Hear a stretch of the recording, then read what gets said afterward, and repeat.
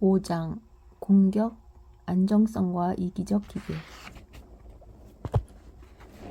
다른 생존 기계는 환경의 일부. 이 장에서는 오해가 많은 주제인 공격성에 대해 다룰 것이다.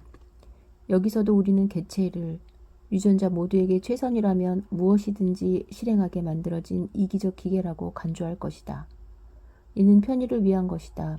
이 장의 마지막에서는 다시 하나의 유전자에 대해 논의할 것이다.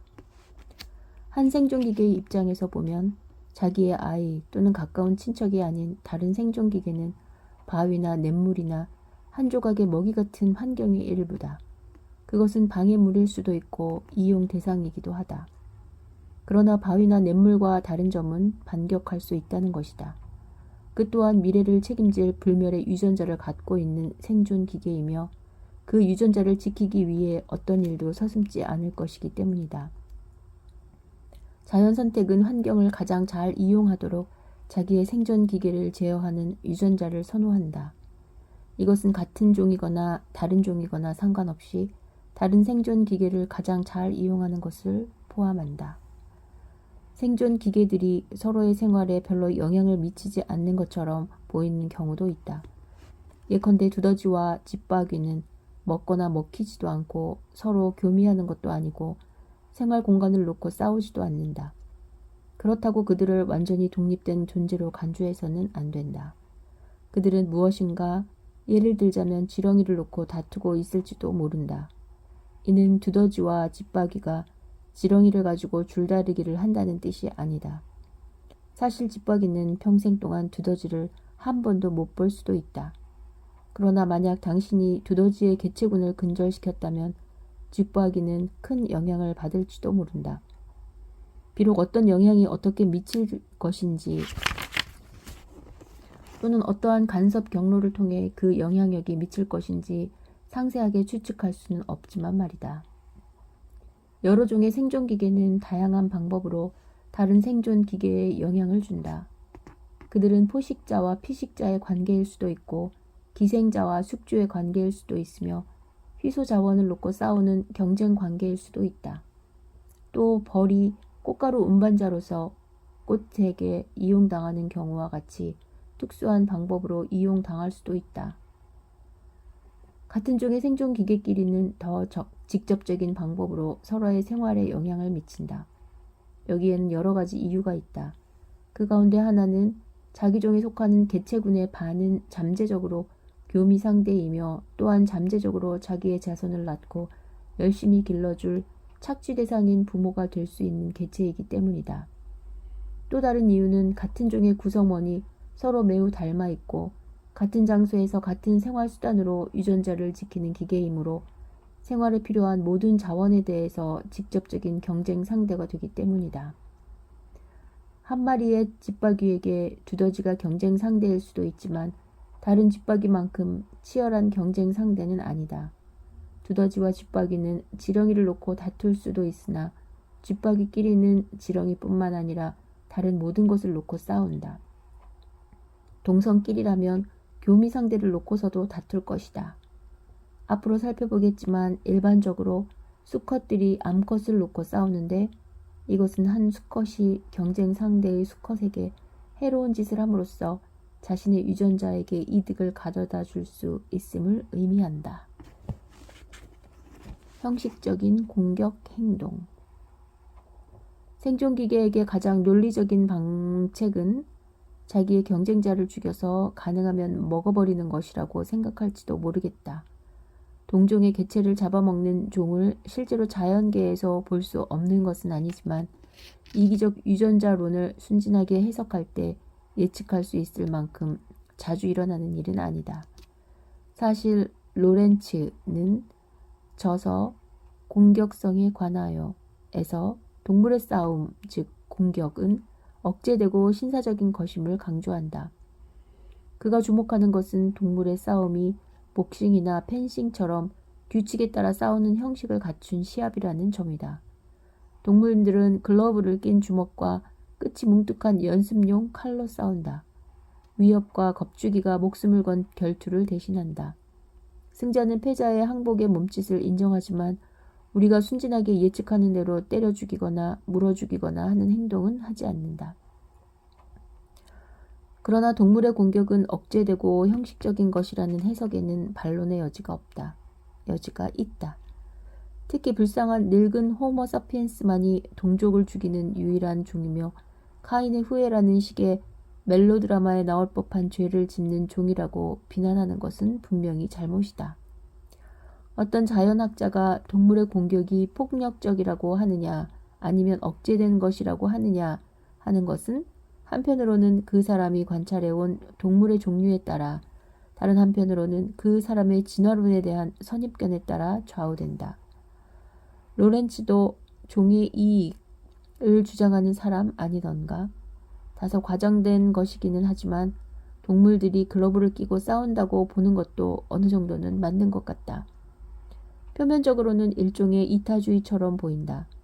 이기적 유전론자는 어렵지만 이것을 설명해야만 한다. 동물들이 기회 있을 때마다 동종의 경쟁자를 죽이는데 전력을 다하지 않는 것은 왜일까?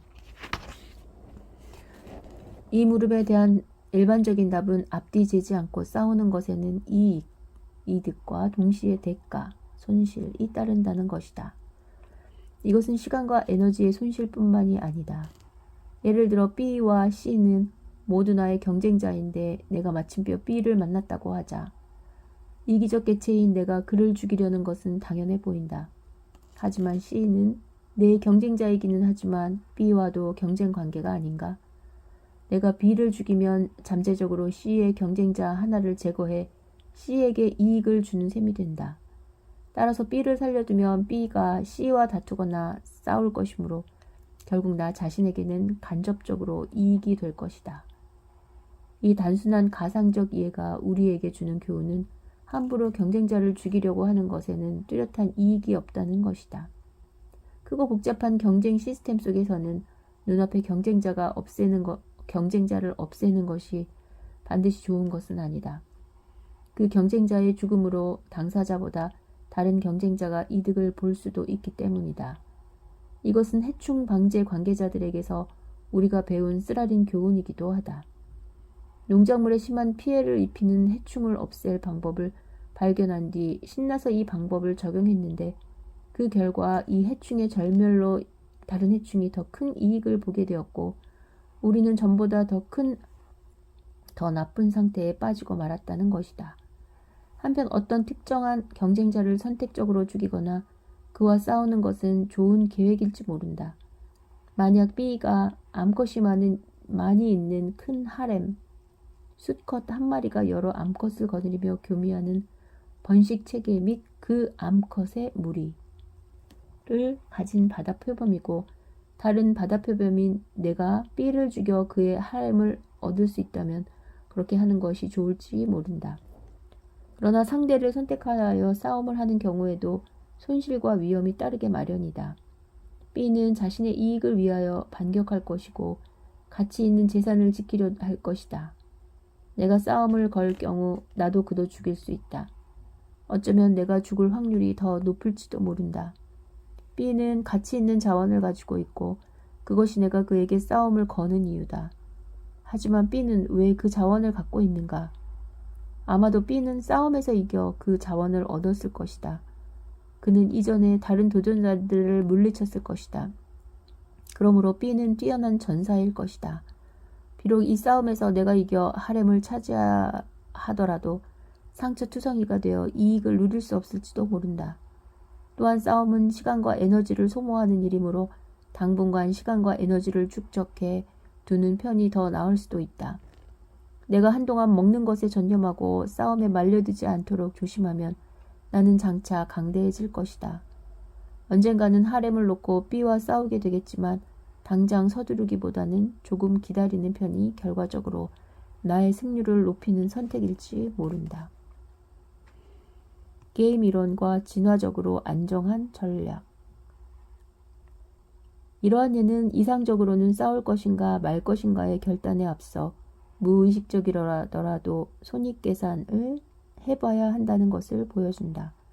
싸워서 확실히 이득을 볼 때도 있지만 싸울 때마다 매번 그만큼의 이익이 쌓이는 것은 아니다.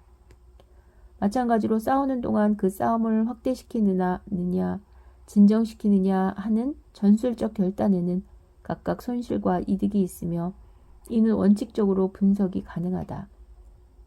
이 사실은 오랫동안 동물 행동학자들에게 막연히 받아들여졌으나 이 발상을 분명히 표현한 것은 보통 동물 행동학자로 인정되지 않는 메이너스 스미스였다. 그는 프라이스, 파커와의 공동 연구에서 게임 이론이라는 수학의 한 분야를 응용했다. 이들의 멋진 이론은 수학 기호를 쓰지 않고도 말로 표현할 수 있다. 정확도가 조금 떨어지기는 하지만 말이다. 메이너스 스미스가 소개하는 중요한 개념은 진화적으로 안정한 전략인데 그는 이 개념을 해밀턴과 메가더에게서 따왔다고 한다. 전략이라는 것은 미리 프로그램된 행동 방침이다. 전략의 일리를 들어보면 상대를 공격하라, 그가 도망치면 쫓아가고 그가 보복해오면 도망쳐라 같은 것이다. 여기서 중요한 것은 개체가 전략을 의식적으로 고안해냈다고 생각하지는 말아야 한다는 점이다. 우리는 현재 동물을 근육을 제어하는 미리 프로그램된 컴퓨터가 조종하는 로봇 생존 기계라고 생각하고 있다는 점을 상기하기 바란다. 편의상 이 전략을 일종의 지시처럼 말로 쉽게 표현하는 것뿐이다.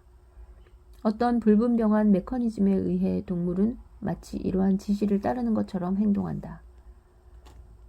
진화적으로 안정된 전략, 즉 ESS는 개체군에 있는 대부분의 구성원이 일단 그 전략을 채택하면 다른 대체 전략이 그 전략을 능가할 수 없는 전략이라고 정의된다. 이것은 미묘하고도 중요한 개념이다. 바꿔 말하면 어떤 개체에게 가장 좋은 전략은 개체군 대부분이 무엇을 하고 있느냐에 따라 좌우된다는 것이다. 그 개체를 제외한 나머지 개체들도 각각 자기의 성공을 최대화하려는 개체들이므로 장기간 지속될 수 있는 유일한 전략은 일단 그 전략이 진화하면 다른 어떤 전략도 그 전략보다 더 많은 이득을 볼 수 없는 그런 전략이다. 환경에 어떤 큰 변화가 일어나면 잠시 동안 진화적으로 불안정한 기간이 나올 수 있으며 개체군 내에서 변동이 생기는 경우도 있다. 그러나 어떤 전략이 일단 ESS가 되면 그것은 계속 ESS로 남는다. ESS는 진화적으로 안정된 전략. 자연 선택은 이 전략에서 벗어나는 전략을 벌할 것이다. 매파와 비둘기파. 이 개념을 동물의 공격적 행동에 적용하기 위해 메이너스 스미스의 가상적인 이해 중 가장 단순한 이해 하나를 고찰해보자. 예컨대 어떤 종의 개체군에서 개체들이 채택하는 싸움 전략은 두 종류밖에 없다고 하고 그 이름을 매파와 비둘기파라고 하자. 가로, 이 이름은 우리가 관례적으로 사용하는 용어에 따를 것일 뿐 실제 매나 비둘기의 습성과는 아무런 관계가 없다. 사실 비둘기는 다소 공격적인 새다. 가로.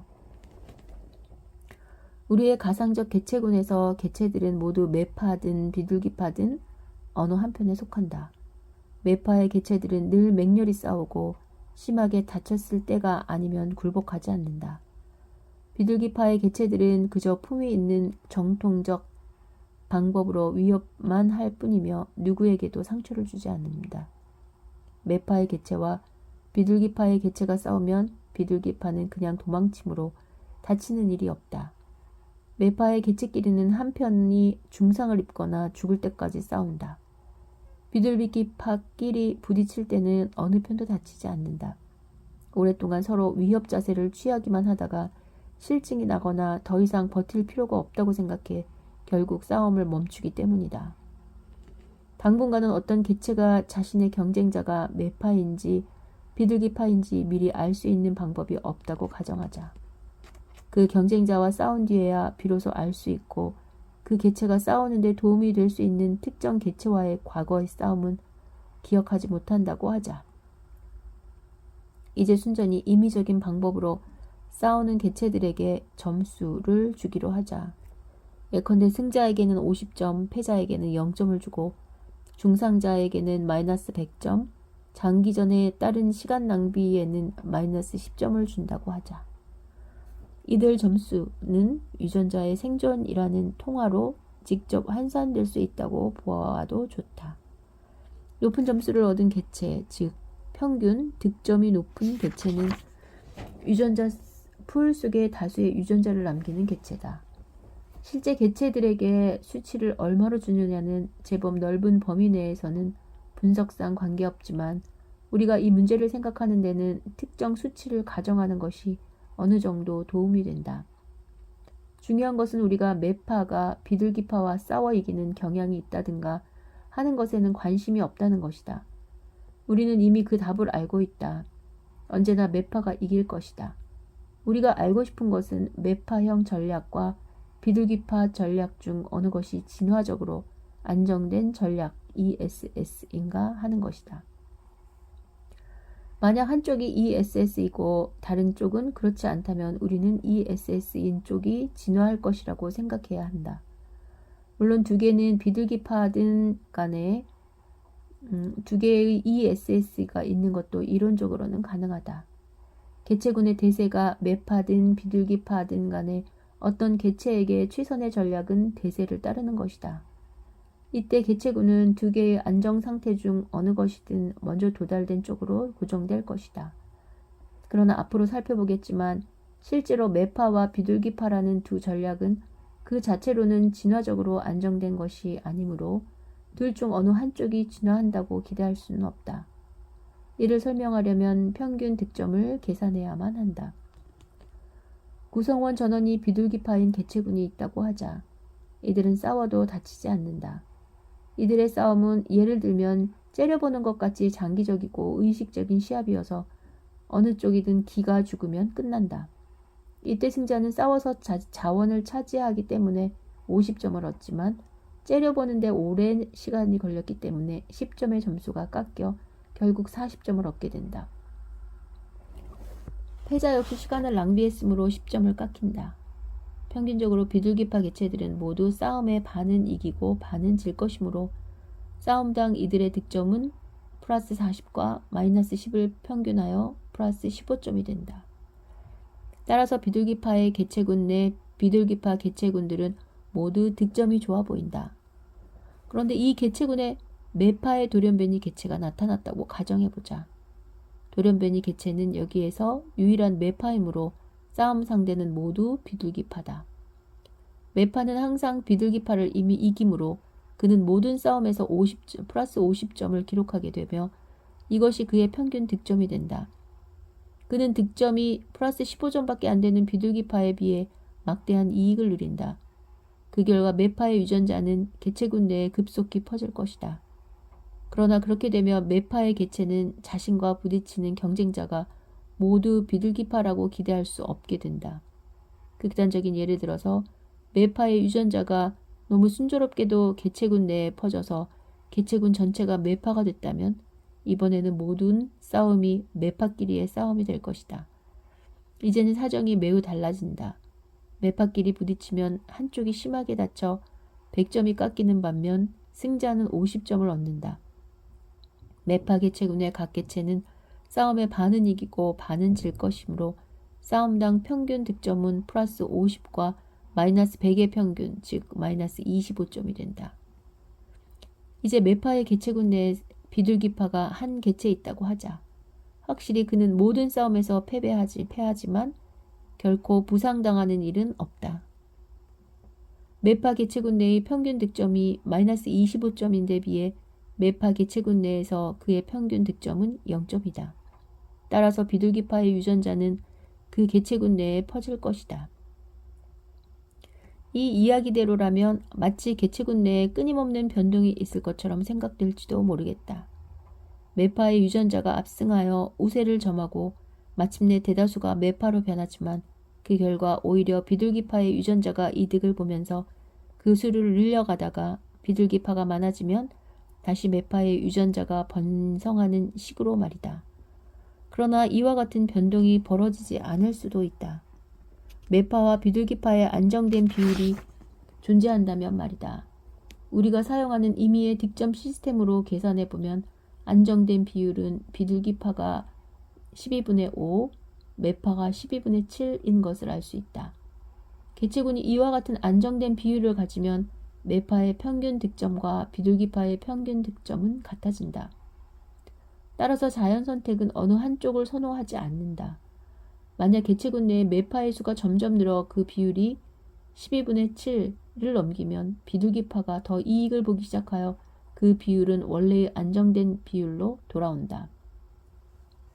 안정된 성비가 50대 50인 것처럼 이와 같은 가상적 이해에서 매파 대 비둘기파의 비는 7대 5이다. 어느 경우에서든 안정점 부분에서 변동이 있었다고 해도 그 변동폭은 그리 크지 않다. 표면적으로는 집단 선택설처럼 들릴지도 모르나 실제로는 전혀 다른 이야기다. 집단 선택설처럼 들리는 이유는 개체군의 안정된 평형 상태가 있어서 그것을 흐트러뜨리면 다시 그 상태로 되돌아오려는 경향이 있기 때문이다. 그러나 ESS는 집단 선택보다 훨씬 미묘한 개념이다.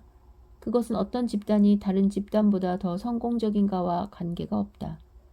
이 사실은 우리의 가상적인 득점 시스템을 이용하여 설명할 수 있다. 매파 12분의 7, 비둘기파 12분의 5로 된 안정한 개체군 내에서 한 개체의 평균 득점은 6과 4분의 1이 된다. 이것은 그 개체가 매파든 비둘기파든 같다. 그런데 이 6과 4분의 1이라는 득점은 비둘기파 개체군 내 비둘기파 개체의 평균 득점 15보다 훨씬 낮다.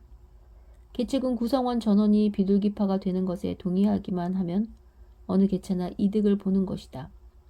단순한 집단 선택설에 따르면 그 구성원 전원이 비둘기파가 되는 것에 동의하는 집단은 ESS에 머물러 있는 경쟁자 집단보다 성공할 확률이 높다. 가로 실제로 전원이 비둘기파가 되기로 공모한 집단이 성공 확률이 가장 높은 집단은 아니다. 매파 6분의 1과 비둘기파 6분의 5인 집단에서는 싸움당 평균 득점이 16과 3분의 2이다.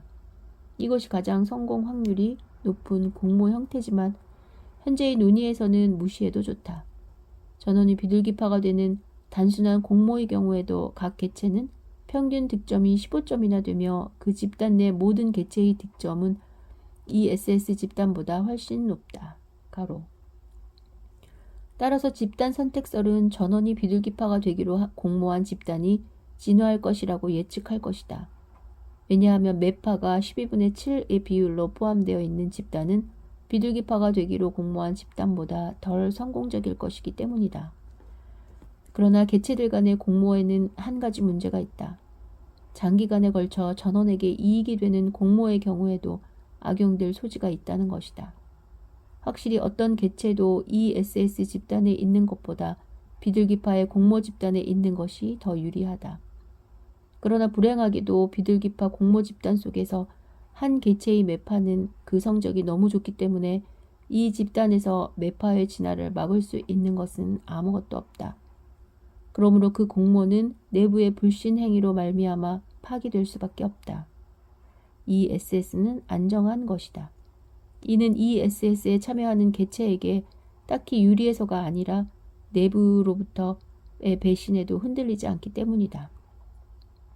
인간이 모두에게 도움이 되는 협정을 맺거나 공모를 하는 것은 설령 그것이 ESS의 의미에서 안정한 것이 아니더라도 가능하다. 그러나 인간의 경우에 공모가 또는 협정이 가능한 이유는 개인 모두가 의식적으로 미래를 예견하고 그 협정의 규약에 따르는 것이 자기의 장기적 이익에 좋다고 여기기 때문이다.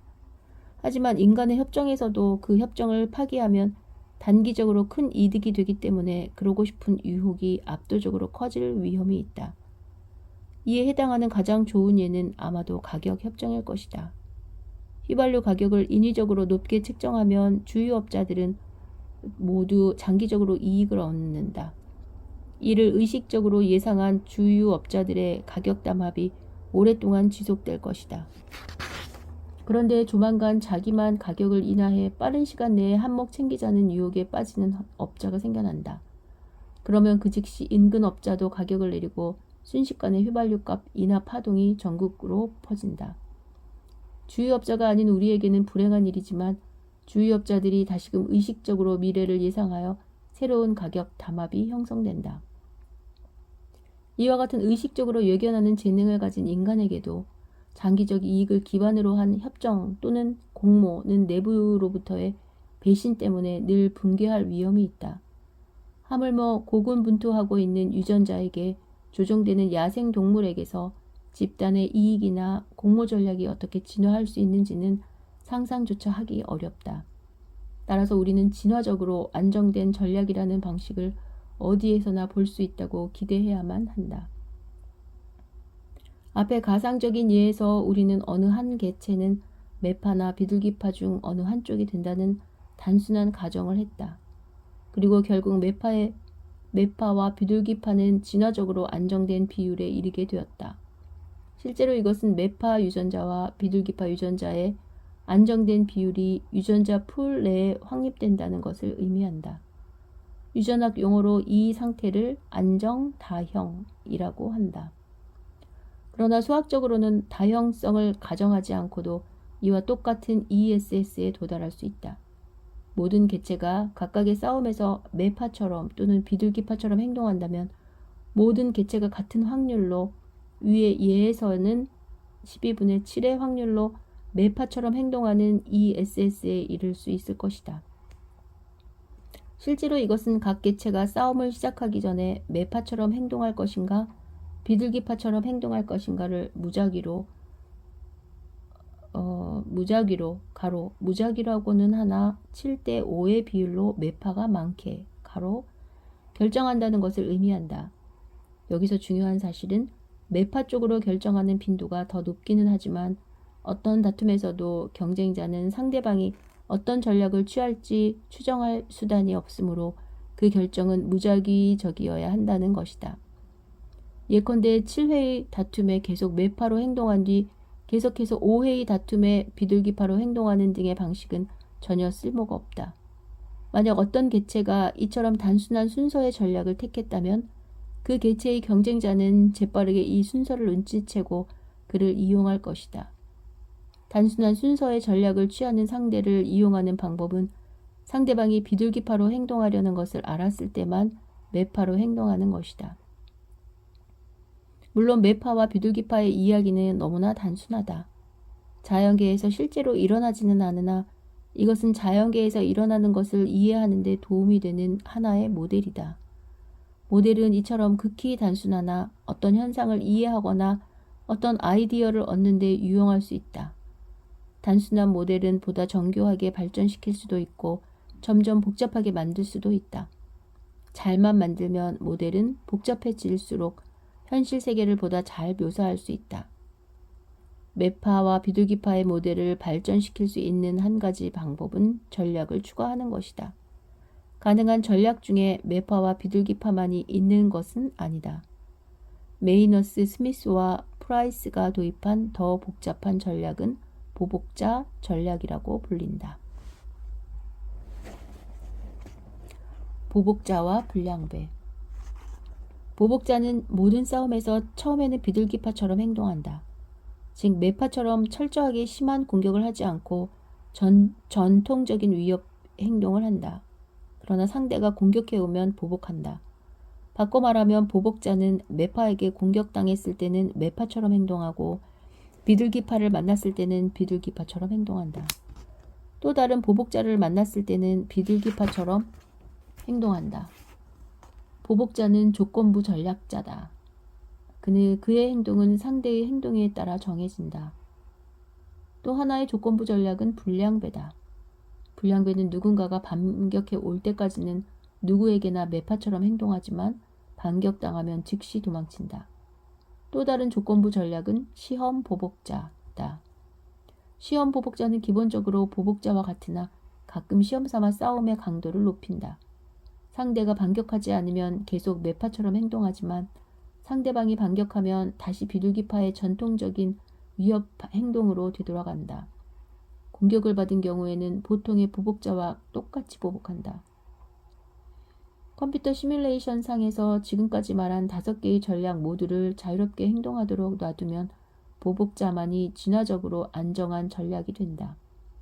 시험 보복자는 안정한 전략에 가깝다.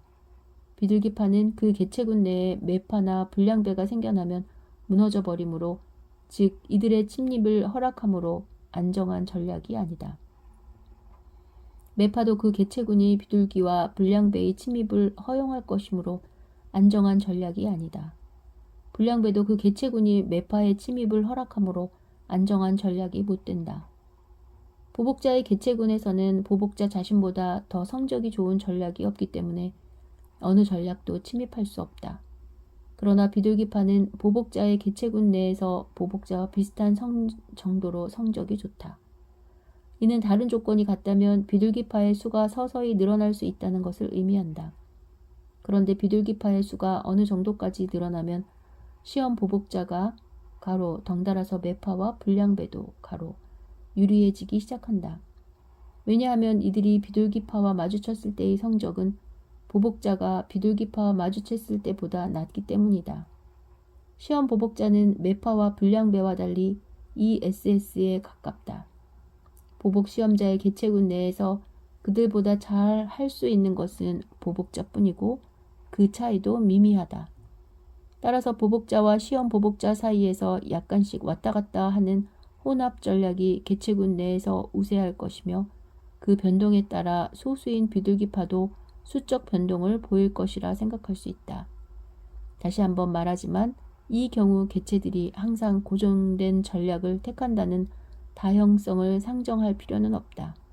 각 개체는 보복자, 시험 보복자, 비둘기파가 복잡하게 뒤섞인 혼합 전략을 취할 수 있을 것이다. 시뮬레이션과 실제. 이 이론적인 결론은 대부분의 야생동물들 사이에서 실제로 일어나는 현상과 그리 동떨어진 것이 아니다. 지금까지 우리는 동물의 공격성이 글러브를 낀 주먹처럼 보이는 측면에 관해서도 어느 정도 설명한 셈이다.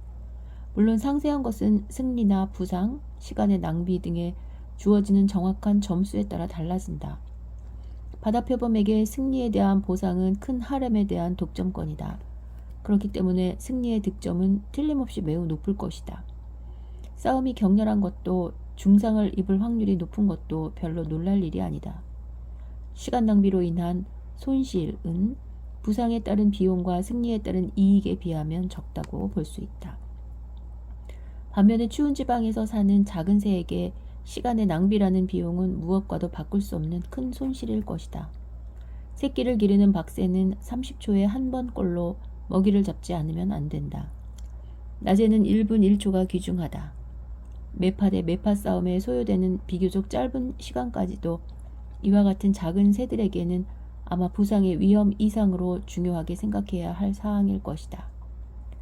불행하게도 현재 자연계에서 일어나는 모든 현상의 비용과 이익을 실제 수치에 맞추어 보기에는 우리의 지식이 너무도 부족하다. 그러므로 우리는 우리가 임의로 정한 수치에 단순히 얻어지는 결과를 가지고 어떤 결론을 내리지 않도록 주의해야 한다. 우리에게 중요한 결론은 ESS가 진화할 것이라는 것, ESS는 집단 공모에 의해 얻어지는 최적 상태와는 같지 않다는 것, 그리고 상식은 사실을 잘못 이해하게 만들 수 있다는 것이다. 소모전.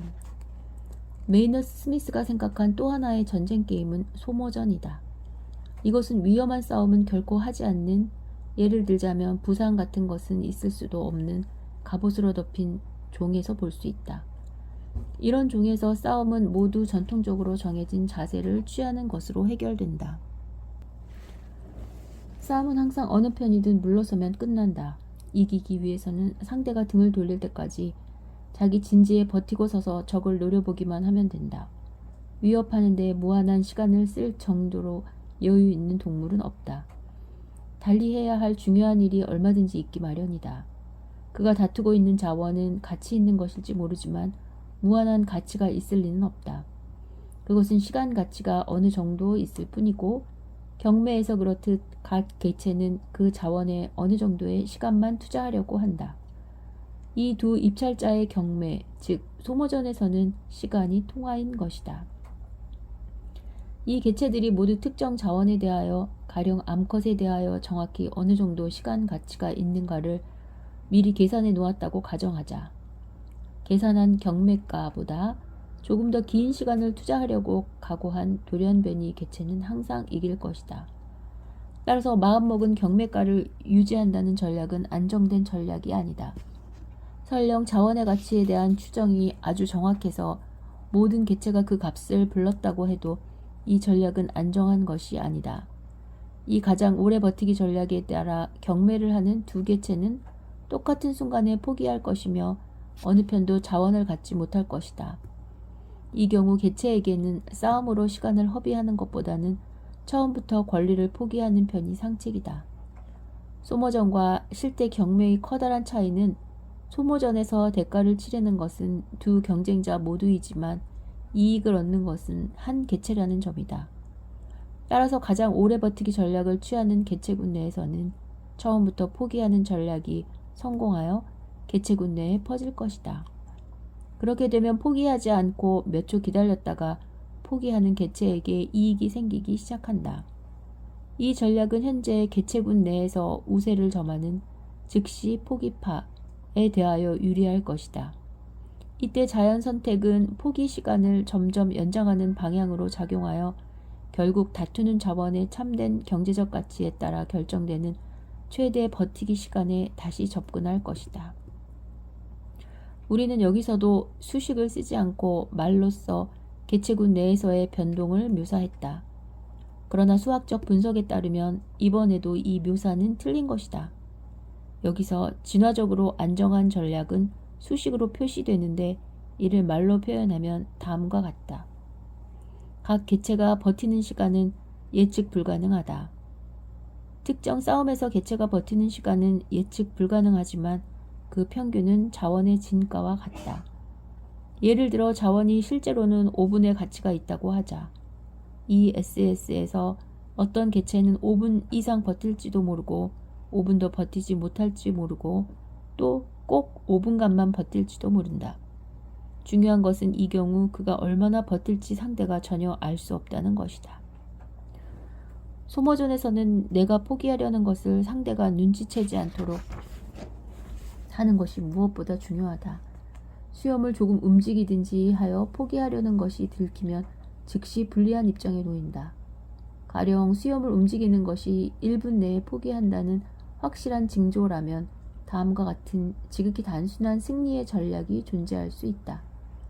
상대의 수염이 움직이면 당신의 처음 계획이 무엇이었든 1분만 더 참아라. 상대의 수염이 아직 움직이지 않고 게다가 당신이 포기하려고 했던 시간까지 이제 1분도 안 남았다면 즉시 포기하고 더 이상 시간을 허비하지 마라. 수염은 결코 움직이지 마라. 이런 이유로 자연 선택은 수염을 움직이는 행위나 그 밖에 속마음을 표출하는 행위를 즉시 벌할 것이다. 그리하여 무표정한 얼굴, 즉 포커페이스가 진화하는 것이다. 철저하게 거짓말을 하는 것보다 포커페이스가 더 나은 것은 왜일까? 거짓말을 하는 것이 안정한 전략이 아니기 때문이다. 대부분의 개체들이 정말로 장시간 버틸 작정일 때에만 목덜미 털을 세운다고 해보자. 상대방의 대응 전략, 즉 상대가 목털을 세우면 즉시 포기하는 전략이 진화할 것이다. 그러나 여기서 거짓말이 진화하기 시작한다.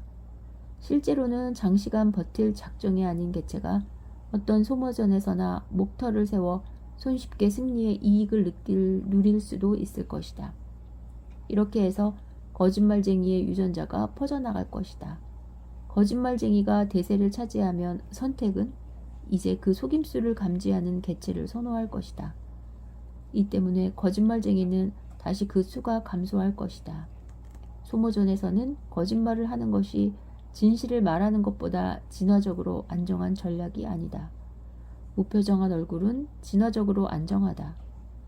결국 항복한다고 해도 그것은 돌발적이고 예측 불가능해야 한다. 비대칭적 싸움.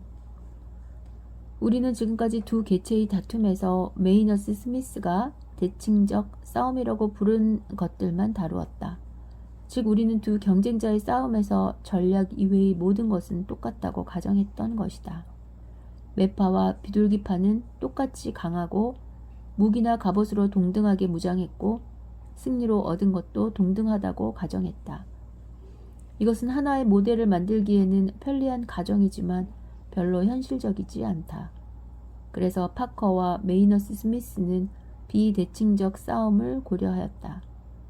예컨대 전투 능력과 몸의 크기가 개체에 따라 다르며 각 개체가 자기와 비교해서 상대가 어느 정도 큰지 잴 수 있다면 이러한 결과는 ESS에 영향을 미칠 것인가? 틀림없이 그럴 것이다. 크게 세 종류의 비대칭이 존재할 수 있다. 첫째는 앞서 말한 대로 몸의 크기라든가 전투 능력이 개체에 따라 다른 경우다. 둘째는 승리로 얻을 수 있는 이익이 개체에 따라 다른 경우다. 가령 여생이 길지 않은 노인은 앞으로 긴 삶을 바라보는 젊은이와는 달라서 비록 부상을 입는다 해도 잃을 것이 별로 많지 않을지 모른다. 셋째는 좀 이상하기는 하지만 이 가설에서 우리가 얻을 수 있는 하나의 결론은 순전히 임의적이고 전혀 무관해 보이는 비대칭성으로 인해 ESS가 생겨날 수 있다는 것이다. 이와 같은 비대칭성 덕분에 싸움이 신속하게 수습될 수 있기 때문이다. 예를 들면 많은 경우에 그렇듯 경쟁자의 한쪽이 다른 쪽보다 먼저 싸움터에 도착해 있을 수 있다. 그들을 각각 거주자와 침입자라고 부르기로 하자. 논의의 편의상 거주자 또는 침입자로서 얻게 되는 일반적 이익은 없다고 가정한다. 이러한 가정이 실제로는 옳은 것이 아니지만 그게 중요한 것은 아니다. 여기서 중요한 것은 가령 거주자가 침입자보다 일반적으로 유리하다고 생각할 만한 근거가 없더라도 그 비대칭성을 기반으로 한 ESS가 진화할 가능성이 크다는 사실이다.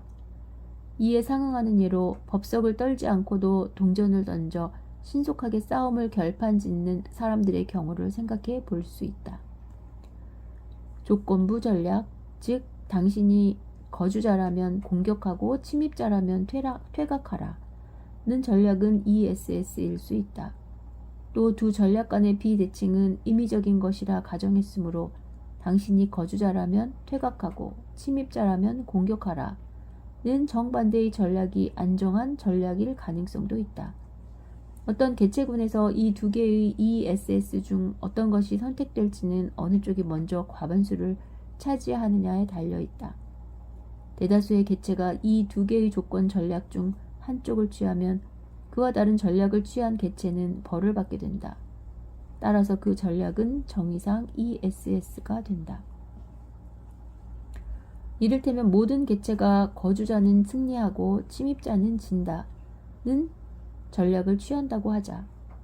이것은 그들이 싸움에서 반은 이기고 반은 진다는 것을 의미한다. 그들은 결코 다치지도 시간을 허비하지도 않는다.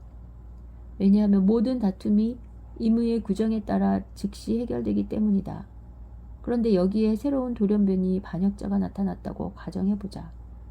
그는 항상 공격하며 결코 물러나지 않는 순수한 매파 전략을 취한다고 가정해보자.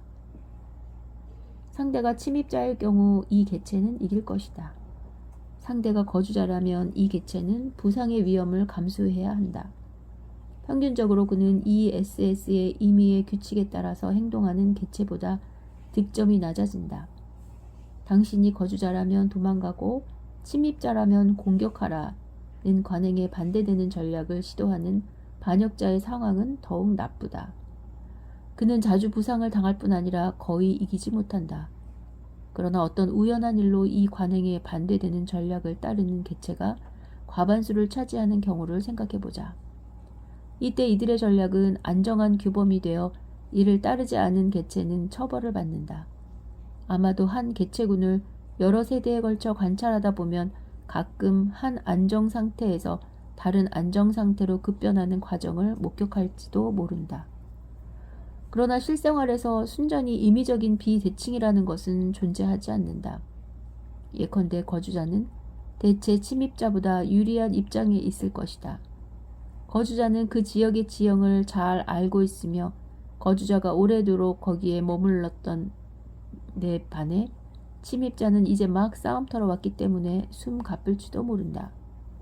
자연계에서 두 개의 안정상태 중 거주자는 이기고 침입자는 진다 라는 편이 안정상태가 될 가능성이 높다는 데는 더 추상적인 이유가 있다. 즉 침입자가 이기고 거주자가 진다 라는 반대의 전략은 스스로 붕괴하는 성향을 가지고 있다는 것이다.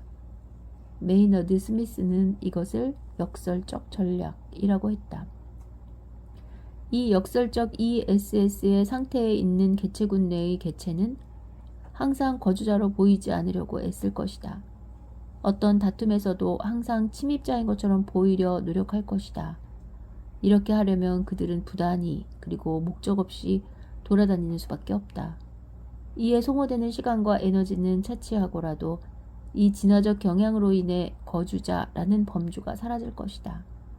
거주자는 이기고 침입자는 진다는 다른 안정 상태에 있는 개체군에서는 자연 선택이 거주자가 되려고 애쓰는 개체를 선호할 것이다.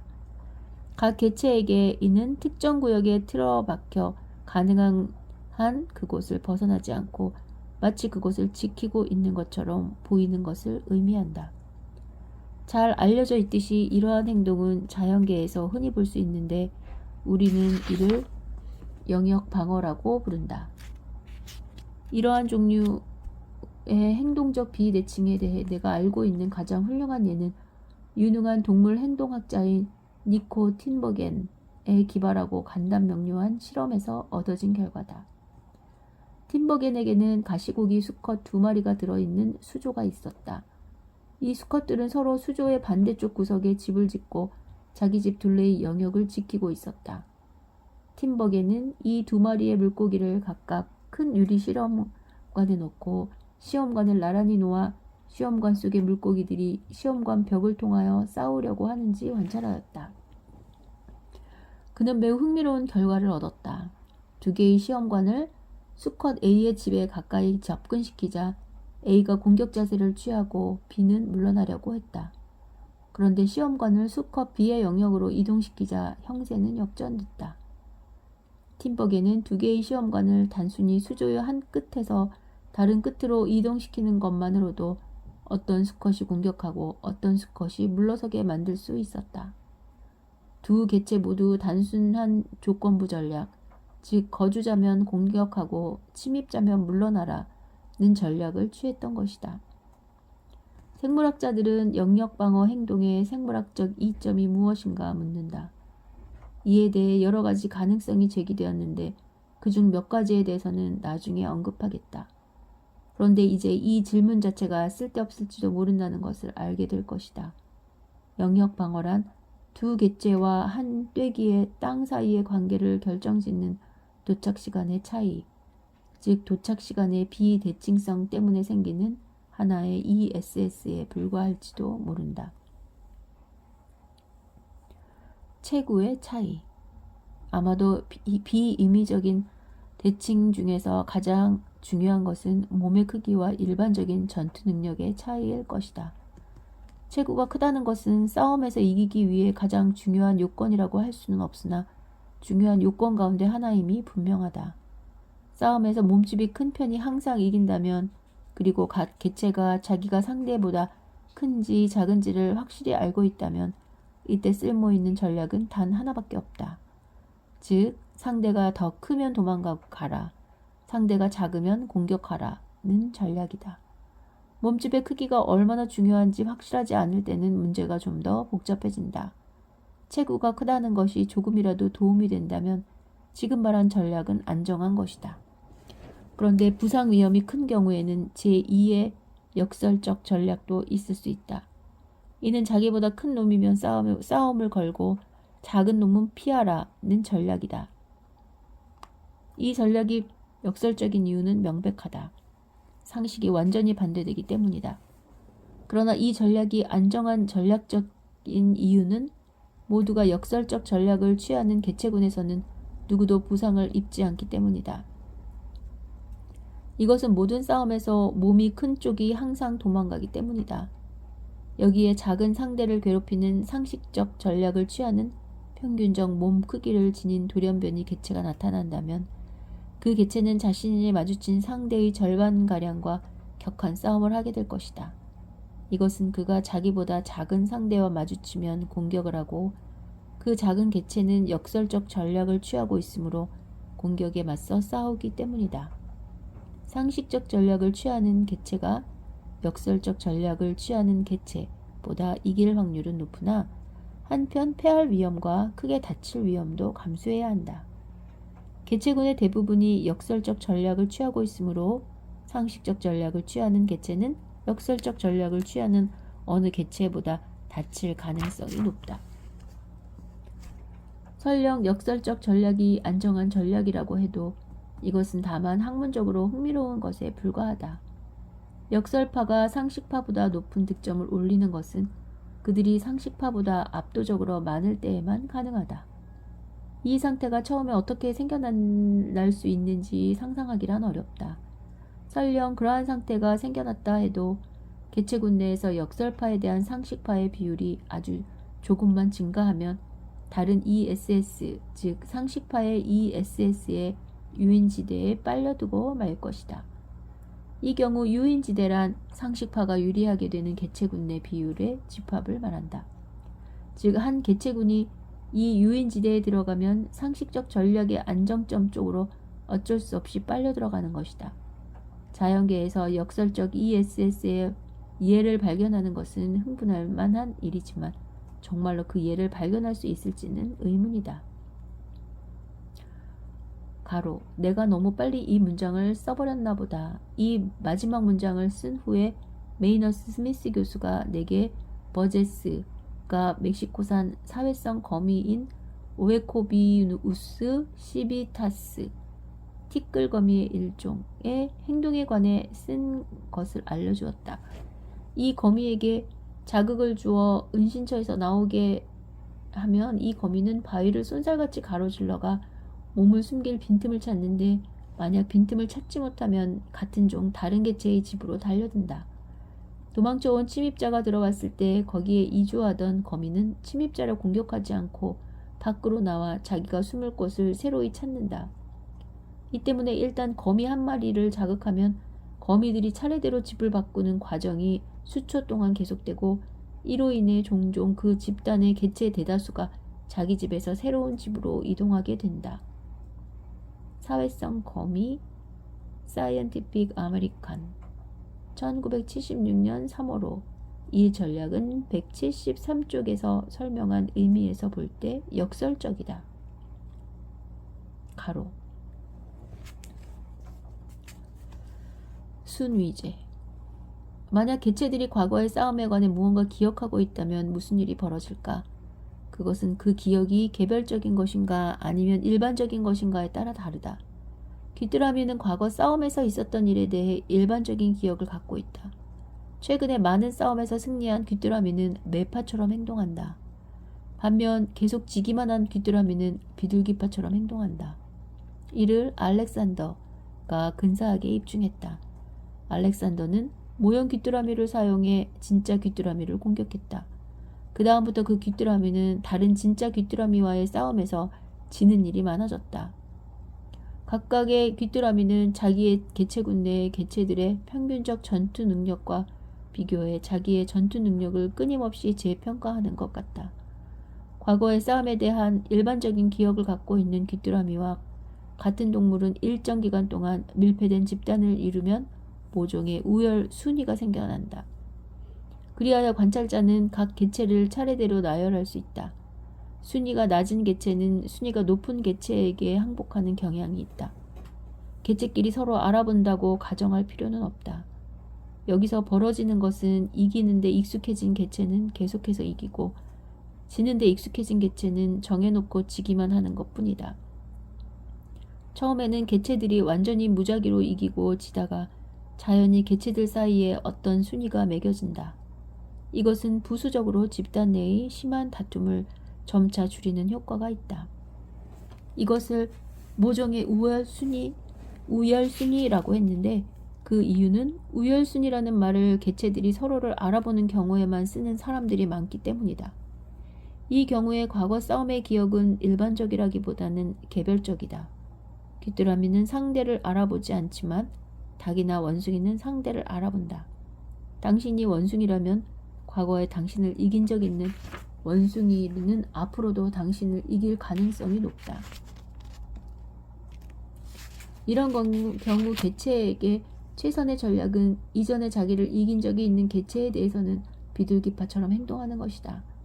이전에 맞부딪힌 적 없는 암탉들을 같이 놔두면 대부분의 경우 엄청나게 싸운다. 시간이 지나면 결국 싸움은 줄어드는데 이유는 귀뚜라미의 경우와 다르다. 암탉의 경우 싸움이 줄어드는 것은 각 개체가 다른 개체에 대한 자신의 지위를 배우기 때문이다. 이것은 부수적으로 집단 전체에게 좋다. 그 증거로서 순위가 정해져 있어 심한 싸움이 거의 일어나지 않는 암탉의 무리가 끊임없이 구성원이 바뀌어 항상 싸움이 일어나는 무리보다 산란율이 훨씬 높다는 사실은 이미 알려져 있다. 생물학자들은 흔히 순위제의 생물학적 이점 또는 기능은 집단 내에서 공공연하게 벌어지는 공격을 줄이는 것이라고 한다. 그러나 이러한 설명은 옳지 않다. 순위제 그 자체는 집단의 특성이지 개체의 특성이 아니기 때문에 진화적 의미에서 기능을 가졌다고 할 수 없다. 집단 수준에서 볼 때 순위제의 형태로 나타나는 개체의 행동 패턴에는 기능이 있다고 할 수 있을지 모르다. 기능이라는 말 대신에 개체 인식과 기억이라는 두 기작이 존재하는 비대칭적 싸움에서의 ESS라는 관점으로 생각하는 것이 훨씬 바람직하다. 같은 종끼리 또는 다른 종끼리. 지금까지는 동종 개체 간의 싸움에 관해 생각해 보았다. 그렇다면 종 간의 다툼은 어떠할까? 앞서 말한 대로 다른 종의 구성원은 같은 종의 구성원에 비하면 그렇게까지 직접적인 경쟁 상대가 아니다. 이 때문에 자원을 놓고 다른 종 간의 다툼이 생기는 경우는 그리 많지 않을 것이라 기대할 수 있으며 이는 실제로도 그러하다. 가령 울새는 다른 울새에 대해서는 영역을 방어하지만 박새에 대해서는 방어하지 않는다. 어떤 숲속에 있는 울새의 영역을 지도에 표시할 수 있고 그 위에 박새의 영역을 겹쳐 그릴 수 있다. 이 두 종의 영역은 서로 상관없이 완전히 겹쳐 그릴 수 있다. 마치 두 지도가 별개의 행성 위에 그려져 있는 듯 말이다. 그런데 다른 종 개체들의 이해관계가 첨예하게 대립하는 경우도 있다. 가령 사자는 영양을 잡아먹고 싶어 하나 영양은 전혀 생각이 다르다. 보통 이것을 자원에 대한 경쟁이라고 보지 않는 경향이 있으나 논리적으로 생각해보면 그렇게 보지 않을 이유가 없다. 이때의 자원은 고기다. 사자의 유전자는 자기의 생존 기계의 먹이로서 그 고기를 원한다. 영양의 유전자는 자기의 생존 기계를 위해 일하는 근육이나 기관으로서 그 고기를 필요로 한다. 그 고기의 두 가지 용도는 서로 양립할 수 없는 것이므로 이해관계가 대립하는 것이다.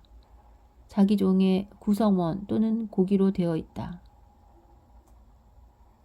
자기 종의 구성원 또한 고기로 되어 있다. 그런데 왜 서로 잡아먹는 일이 비교적 드문 것일까? 검은머리 갈매기의 경우에서 보았듯이 어른 개체는 때때로 자기 종의 새끼를 먹는다. 그러나 육식동물이 자기 종의 다른 어른 개체를 먹으려고 적극적으로 쫓는 일은 결코 없다. 왜 그런 걸까? 우리는 여전히 진화를 종의 이익 관점에서 보는 견해에 너무 익숙해져 있어서 사자는 왜 다른 사자를 사냥하지 않는가와 같은 아주 타당한 질문을 하지 않는다. 누구도 던지지 않는 좋은 질문 중에는 영양은 왜 반격하지 않고 사자로부터 도망치는가? 라는 것도 있다. 사자가 사자를 잡아먹지 않는 것은 그것이 그들에겐 ESS가 아니기 때문이다. 동종끼리 서로 잡아먹는 전략은 앞에서 살펴본 매파의 전략과 같은 이유로 불안정하다. 또 보복의 위험도 너무 크다. 그러나 이것은 다른 종 간의 싸움에는 별로 해당되지 않는다. 내게 피식자 동물이 보복하지 않고 도망치는 것은 바로 이 때문이다. 이것은 다른 종의 두 개체 간 상호작용에는 같은 종의 개체 간보다 더 큰 비대칭, 즉 더 큰 차이가 내재되어 있기 때문일 것이다. 개체 간 싸움에서 큰 비대칭이 존재할 때 ESS는 항상 그 비대칭에 근거한 조건부 전략이 될 가능성이 크다. 다른 종 간의 다툼에서 이용될 수 있는 비대칭은 얼마든지 있으므로 작으면 도망가고 크면 공격하라는 식의 전략이 훨씬 진화하기 쉽다. 예컨대 사자와 영양은 진화적 분기를 거쳐 어떤 안정 상태에 이르렀을 때 이들이 겪어온 진화적 분기는 이들 간의 싸움에 본래 존재하던 비대칭을 점점 더 증폭시키는 것이었다. 그들은 각각 쫓고 쫓기는 데 대가가 되었다. 사자에게 맞서는 전략을 취하는 돌연변이의 영향이 있다 해도 그는 지평선 너머로 도망쳐 사라지는 영향보다 성공적일 수 없을 것이다. ESS 개념. 다윈 이후 진화론에서 가장 중요한 진보를 꼽으라면 ESS 개념의 창안을 들어야 할 것이다. 이 개념은 이해 대립이 있는 경우라면 즉 거의 어디서나 적용될 수 있다. 동물 행동을 연구하는 학생들은 사회조직이라고 불리는 것에 대해 이야기하는 습관이 있다. 어떤 종의 사회조직은 그 자체로 생물학적 이점을 지닌 독자적 실체로 취급되는 경우가 너무도 많다. 그 단적인 예가 바로 앞서 설명한 순위제다. 생물학자들이 사회조직에 대해 언급하는 내용 상당수의 배후에는 집단 선택주의자의 가정이 숨어 있을 것이라고 나는 믿는다. 메이너스 스미스의 ESS 개념은 독립된 이기적 실체가 어떻게 해서 조직화된 전체를 담게 되는가를 우리에게 최초로 가르쳐 줄 것이다. 이 사실은 종 내의 사회 조직뿐만 아니라 많은 종으로 이어진 생태계나 군집에 대해서도 마찬가지일 것이다. 장기적인 안목에서 보면 ESS 개념은 생태학에 혁명을 불러일으킬 것이다. ESS 개념은 우리가 3장에서 뒤로 미뤘던 좋은 팀워크를 필요로 하는 한 보트 안의 조정선수의 비유에도 적용할 수 있다. 유전자는 혼자 있을 때 좋은 것이 아니라 유전자 풀 내에 다른 유전자를 배경으로 할 때 좋은 것이어야 선택된다. 좋은 유전자는 수세대에 걸쳐 몸을 공유해야 할 다른 유전자와 잘 어울리고 또 상호 보완적이어야 한다. 식물을 잘게 씹는 이빨의 유전자는 초식동물의 유전자 풀 내에서는 좋은 유전자지만 육식동물의 유전자 풀에서는 나쁜 유전자이다. 서로 잘 어울리는 유전자의 세트가 하나의 단위로서 함께 선택되는 것은 상상할 수 있다. 3장에서 설명한 의태하는 나비의 경우에는 정말로 그런 것 아닐까 싶은 생각이 든다. 그러나 이 SS 개념은 우리에게 독립적인 유전자 수준으로서의 선택으로도 이와 똑같은 결과가 얻어질 수 있다는 것을 알려준다. 유전자들이 같은 염색체상에서 연관되어 있을 필요는 없는 것이다. 조정선수의 비유는 실제로 아직 이 아이디어를 설명하는 데까지 이르지 못했다. 이에 가장 가까운 설명은 다음과 같은 것일 것이다. 경주에서 이기려면 팀의 선수들끼리 언어로 자기가 할 일을 조정하는 것이 중요하다고 하자. 또한 코치의 지휘하에 있는 선수들 중 어떤 선수는 영어밖에 못하고 어떤 선수는 독일어밖에 못한다고 하자. 영국인이 항상 독일인보다 노젓는 것이 낫거나 서툴거나 하지는 않다.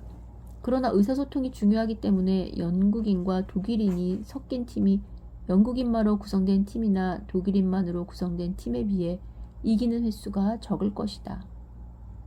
코치는 이를 모른다. 그는 선수를 마구 섞어서 이긴 팀의 보트에 탔던 선수에게 점수를 주고 진 팀의 보트에 탔던 선수는 점수를 깎는다. 그 코치가 데리고 있는 선수풀에 우연히도 영국인이 많으면 어떤 보트에 탄 한 독일인의 의사소통이 되지 않으므로 그 팀을 지게 만들기 쉬울 것이다. 반대로 선수풀에 우연히 독일인이 많을 때에는 한 명의 영국인 때문에 그 팀은 경주에서 질 수도 있다. 종합적으로 최상의 팀이 되려면 두 개의 안정상태 중 하나일 때, 즉 전원이 영국인이든 전원이 독일인이든 하는 상태여야만 한다. 언뜻 보면 마치 코치가 특정 언어를 쓰는 선수 그룹을 단위로 하여 선택한 듯 보인다. 그러나 이것은 그가 하는 일과는 거리가 멀다. 그는 경주에서 이기는 능력에 근거하여 선수들을 개별적으로 선발할 뿐이다. 어떤 선수가 경주에서 이길 것인가는 대기 선수의 풀에 어떤 선수들이 있는가에 달려있다. 영국인이든 독일인이든 소수로 존재하는 대기 선수들은 자동적으로 불리하지만 그것은 노젓는 것이 서툴러서가 아니라 단지 그들이 소수이기 때문이다. 이와 유사하게 서로 잘 어울리는 유전자가 같이 선택됐다고 해서 반드시 유전자 집단이 선택의 단위가 되어야 하는 것은 아니다. 유전자 하나의 낮은 수준에서 선택이 진행되더라도 더 높은 수준에서 선택이 진행되는 것 같은 인상을 줄 수도 있다. 이 예에서 선택은 단순한 일치를 선호한다.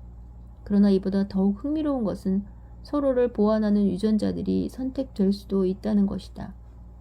비유적으로 아주 이상적인 팀 구성은 오른손잡이 4명과 왼손잡이 4명이라고 가정해보자. 그리고 아까와 같이 코치는 이 사실을 모르고 단순히 선수의 성적을 기준으로 선발한다고 가정하자. 그런데 대기 선수 풀에 우연히 오른손잡이가 많다면 왼손잡이 선수는 유리한 입장에 놓일 것이다. 자기가 타고 있는 보트를 이기게 할 수 있으므로 좋은 선수인 것처럼 보일 것이다. 반대로 왼손잡이가 많은 선수 풀에서는 오른손잡이가 유리할 것이다.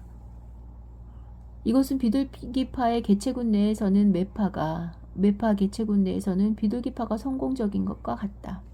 다른 점이라면 비둘기파와 매파의 이해는 개체 간의 즉 이기적 기계 간의 상호작용에 대한 것인데 비해 우리의 이해에서는 체내 유전자 간의 상호작용을 비유해서 다루고 있다는 것이다. 코치가 맹목적으로 좋은 선수를 뽑아도 결국은 왼손잡이 4명과 오른손잡이 4명으로 구성된 이상적인 팀이 만들어질 것이다. 그것은 마치 코치가 균형 잡힌 하나의 완전한 단위로서 선수들을 뽑은 것처럼 보인다. 그러나 코치가 한 수준 아래, 즉 개개의 후보 수준에서 선택한다고 보는 것이 부가적인 가정이 필요 없는 더 인색한 견해일 것이다. 왼손잡이 4명, 오른손잡이 4명의 진화적으로 안정된 상태는 단순히 성적에 기초한 한 단계 낮은 수준에서의 선택에 따라 얻어지는 결과일 뿐이다. 유전자 풀은 오랜 기간에 걸친 유전자의 환경이다. 좋은 유전자란 맹목적으로 선택되어 유전자 풀에서 살아남은 것이다. 이것은 이론이 아니다. 관찰된 사실도 아니다. 이것은 동호 반복일 뿐이다. 그렇다면 좋은 유전자는 어떤 속성을 지니고 있는가? 이에 대해 나는 앞서 좋은 유전자는 유능한 생존기계, 즉 몸을 만드는 능력을 갖고 있다고 말한 바 있다. 그러나 이제는 이를 수정해야 할 때다. 유전자 풀은 진화적으로 안정한 유전자의 세트가 될 것이며 이는 어떠한 새로운 유전자도 침입할 수 없는 유전자 풀로 정의된다. 돌연변이나 재조합 또는 이입으로 생기는 새로운 유전자는 대부분이 자연 선택의 벌을 받아 즉시 제거되고 진화적으로 안정한 유전자 세트는 복원된다. 어떤 새로운 유전자가 그 세트에 침입하는 데 성공해 유전자 풀 내에 퍼져나가는 경우도 있다. 그러면 불안정한 과도기를 거쳐 진화적으로 안정한 새로운 조합이 만들어진다. 작은 진화가 일어나는 것이다. 공격 전략에 대한 예에서 설명한 것처럼 개체군에서는 또 다른 안정점이 하나 이상 존재할 수 있고 때때로 이쪽 안정점에서 저쪽 안정점으로 갑자기 펄쩍 뛰어넘기도 한다. 진보를 향한 진화는 꾸준히 올라가는 과정이 아니라 오히려 한 안정기에서 다른 안정기로 불연속적인 계단을 올라가는 과정일지도 모른다. 개체군 전체가 마치 하나의 자기 조절 단위인 것처럼 보일 수도 있다. 그러나 이런 착각은 유전자의 수준에서 진행되는 선택 때문에 생기는 것이다. 유전자는 그 우수성 때문에 선택된다. 그러나 그 우수성은 진화적으로 안정된 세트, 즉 현재의 유전자 풀을 배경으로 했을 때 그 성과가 얼마나 뛰어난지에 기초하여 결정된다. 메이너스 스미스는 개체들 사이에서 벌어지는 공격적 상호작용에 초점을 맞춤으로써 이 과정을 분명히 설명할 수 있었다. 매파의 몸의 개수와 비둘기파의 몸의 개수 사이에 안정한 비율이 존재한다는 것을 생각하기는 어렵지 않다. 왜냐하면 몸은 큰 물체여서 우리가 눈으로 볼 수 있기 때문이다. 그러나 이와 같이 다른 몸속에 들어앉아 있는 유전자 간에 벌어지는 상호작용은 빙산의 일각에 불과하다. 진화적으로 안정된 세트, 즉 유전자 풀 내에서 유전자 간의 상호작용 대부분은 하나의 몸속에서 벌어진다. 이들의 상호작용은 세포 내에서, 특히 발생 중인 배의 세포 내에서 일어나기 때문에 육안으로 보기는 어렵다. 모든 것이 잘 통합된 몸이 존재하는 것은 그것이 이기적 유전자들의 진화적으로 안정된 세트가 만들어낸 산물이기 때문이다. 그러나 이 책의 주제인 동물 개체들 간의 상호작용 수준으로 되돌아가야 한다. 공격성을 이해하기 위해서는 개개의 동물을 독립적 이기적 기계로 보는 것이 편리하다. 이러한 모델은 우리가 형제, 자매, 사촌, 부모, 자식간과 같은 가까운 혈연자를 다룰 때는 더 이상 성립하지 않는다. 혈연자끼리는 상당히 많은 유전자를 공유하기 때문이다. 따라서 하나의 이기적 유전자를 위해 다른 여러 개의 몸이 충성을 다한다. 이것에 관해서는 다음 장에서 설명하겠다.